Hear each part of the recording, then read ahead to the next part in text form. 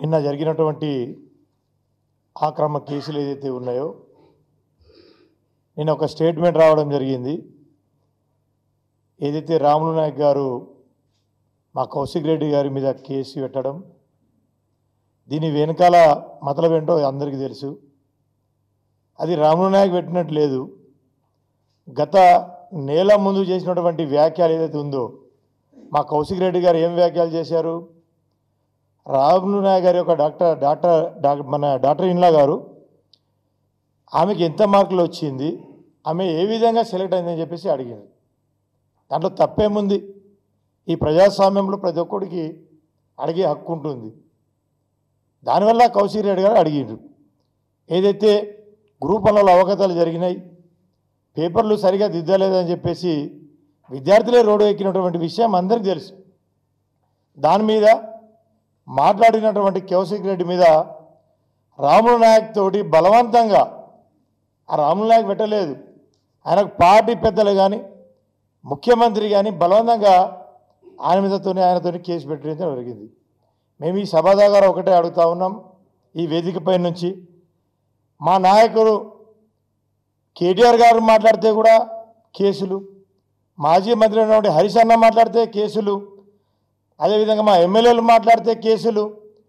మరి మేము మాట్లాడాలన్న భయం అనిపిస్తుంది, ఎక్కడ కేసు పెడతారో అని చెప్పేసి. ఈ విధంగా ఈ పరిస్థితి ఈ రాష్ట్రంలో ఈ కాంగ్రెస్ పాలనలో జరుగుతూ ఉన్నది. కాబట్టి ఈవెన్ మీరే అంటూ ఉంటారు, నిన్న ముఖ్యమంత్రి గారు పెద్ద పెద్ద మాటలు మాట్లాడిండు. ఏమని?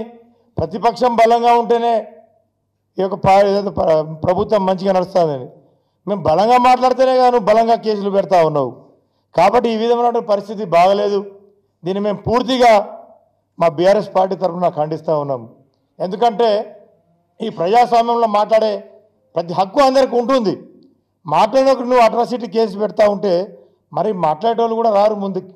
కాబట్టి ఈ విధంగా మేము గిరిజనుల తరఫున కూడా మేము పూర్తిగా ఖండిస్తూ ఉన్నాం. మేము ఈ వేదిక పై నుంచి ఒకటే మేము డిమాండ్ చేస్తూ ఉన్నాం, మొట్టమొదటిసారి అయితే ముఖ్యమంత్రి మీద కేసు పెట్టాలి అట్రాసిటీ. ఎందుకు?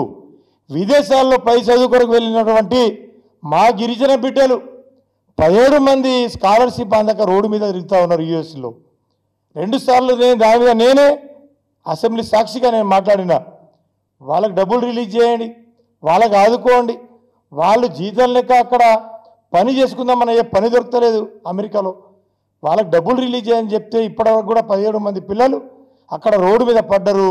రోజు మాకు ఫోన్లు చేస్తూ ఉన్నాం. కాబట్టి ముందుగా ముఖ్యమంత్రి గారే దీని బాధ్యత వహించాలి. కాబట్టి మొట్టమొదటిగా అట్రాసిటీ కేసు ఈ రేవంత్ రెడ్డి గారి మీద పెట్టాలని చెప్పేసి కూడా ఈ సందర్భంగా మేము తెలియజేసుకుంటున్నాం.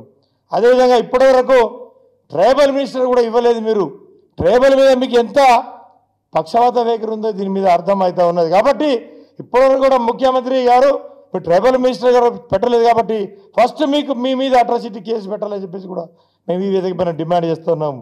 ఇంకోటి ఏంది, ఎన్నికల సమయంలో కొడంగల్లో మీరు బహిరంగంగా స్పీచ్లో చెప్పారు, ఏమని?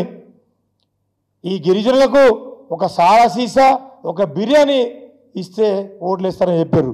కాబట్టి బాధ్యత వహించి మొట్టమొదటిగా మీ మీదనే అట్రాసిటీ కేసు బుక్ చేయాలి అని చెప్పేసి కూడా ఈ సందర్భంగా నేను డిమాండ్ చేస్తూ ఉన్నాము.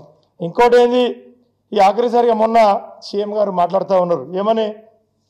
బీఆర్ఎస్ పార్టీకి దళితుడిని అధ్యక్షుడు చేస్తే బాగుంటుందని చెప్పేసి. మరి మేము కూడా ఈ వేదిక పైన డిమాండ్ చేస్తూ ఉన్నాం, ఫస్ట్ నువ్వు భట్టి విక్రమార్క ముఖ్యమంత్రి చేయి, దాని మీద నీతులు మాట్లాడాలని చెప్పేసి కూడా ఈ సందర్భంగా మేము డిమాండ్ చేస్తూ ఉన్నాం. కాబట్టి ఇవన్నీ ఫస్ట్ మీరు ఏదైనా కానీ మీ మాట్లాడే ముందు వెనకాల ఏముందని చెప్పేసి ఆలోచించి మాట్లాడాలని చెప్పేసి కూడా తెలుసుకుంటూ, ఈ అనవసరంగా ప్రతి ఒక్కరి మీద మాట్లాడేటోళ్ళ మీద అట్రాసిటీ కేసు బుక్ చేయడం ఈ పద్ధతి కాదు, సరైన పద్ధతి కాదని చెప్పేసి కూడా ఈ సందర్భంగా తెలియజేసుకుంటాం.